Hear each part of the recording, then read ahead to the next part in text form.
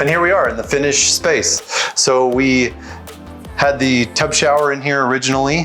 That got removed, and we added the bench and the dam and this 4x12 subway tile in like an off-white cream color all the way to the ceiling. So we have these intricate cuts here along the ceiling.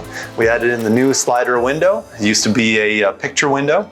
New thing that we have is the glass enclosure with a little bumper on it here. I'll show you. So we got rid of the old splash guards that cover the door a little bit and went to this more refined version here.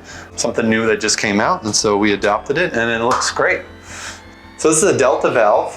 This type of valve separates the pressure with the temperature. So this is the temperature.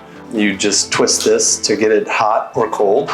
And it has a little markings on the side here, red and blue for hot and cold. And then this is the pressure. So when you get the temperature where you want it, then you turn this on, and this turns on the water. And of course you can adjust the temperature. So that's all the way cold, that's all the way hot. And then that's somewhere in the middle. And then you just, and then close the valve like that. This has a rain shower head. Delta as well, and this finish is a brushed nickel finish.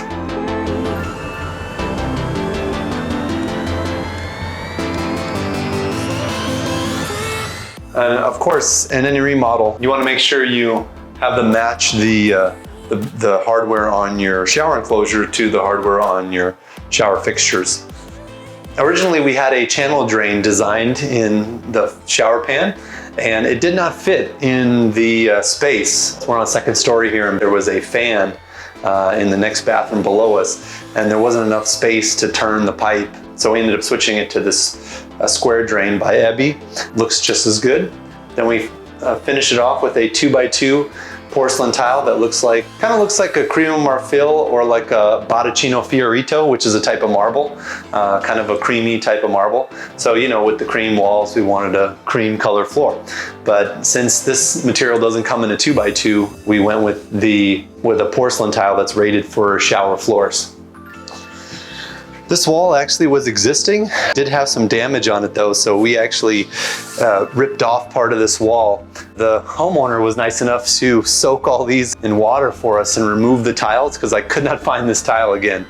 I did try, but I could not find it.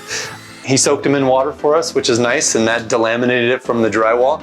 And then we used those same pieces and retiled it after we fixed the wall and repaired the damaged 2x4 framing, and then repaired the drywall and then retiled it. And finally, we have the floor, which is a waterproof laminate. This actually was provided by the client. We just matched it. They had this room was already done, and the room behind you there was already done, and we just filled in this area here in the middle, and then put the new base shoe on to hold it down. Anytime you have a floated floor, and these laminate floors, whether they're waterproof or if they are not waterproof laminate, they need to be secured with either new baseboard or a quarter round on top of the baseboard. And that wraps up our quick shower remodel. Thanks for watching. I'll see you next time.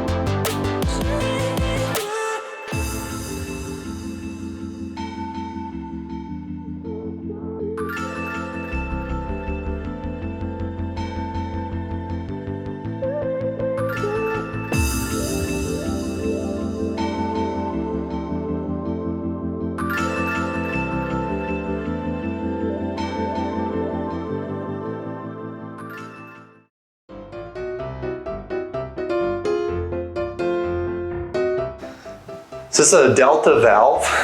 Oh, here we go. It is a little sticky. You got to hold this thing to adjust the temperature.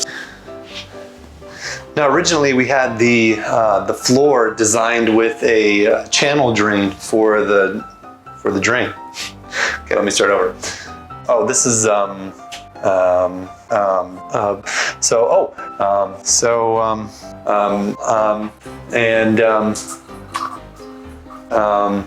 there was a